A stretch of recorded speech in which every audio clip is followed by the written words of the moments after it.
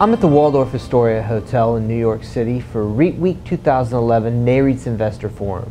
Joining me is Guirguis, Professor of Finance and Economics at Manhattan College, as well as Head of the Finance and Economics Department.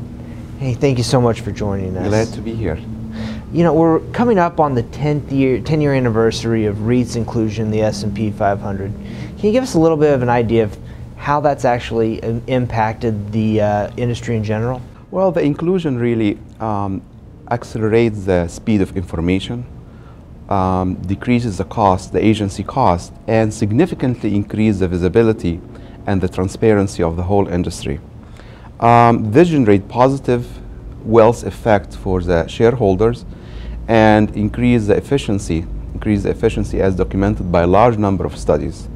Today, the REITs is considered as one of the mainstream investment vehicles there, and this couldn't have been accomplished without it being part of the SP 500. And Professor, you've done a lot of research into the impact of REITs inclusion in ETFs and leverage ETFs. Can you tell us a little bit about what you found? Very briefly, think of the financially engineered product like leverage or inverse ETFs. They constitute a single basket that will have the real estate securities, other securities, money market instrument, and other derivatives. Whenever you are selling one share of the ETF, you are selling all of those or trading all of these securities at the same time. So it's rational to expect to see stronger common movement and stronger volatility spillover effects. We conducted two studies. The first one examined the change in volatility of the underlying real estate securities before and after the introduction of the ETFs. We covered a large number of securities there, and we found a significant increase during the 40 days following the introduction of the ETFs, especially in case of the inverse and the leverage ETFs. The other studies examined the rebalancing activities of the leverage ETFs on the underlying real estate securities by the end of the trading day. And we focus on the ProShare Ultra real estate and financial indices, and we found a significant spillover effect, especially during the last 90 minutes of the trading. We're talking up here right now. Let's bring it down here to where the investors are day to day.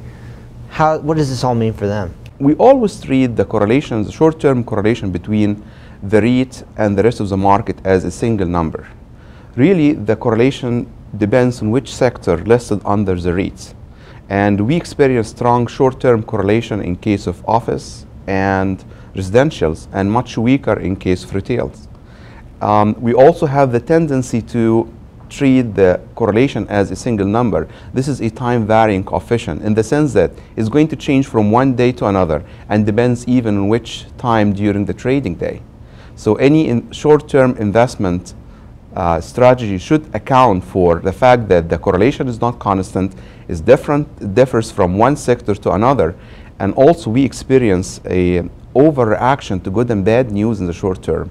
This usually leads to mispricing that clever investor can take advantage of. Thank you very much. Very interesting stuff, Haney. Thank you for having me.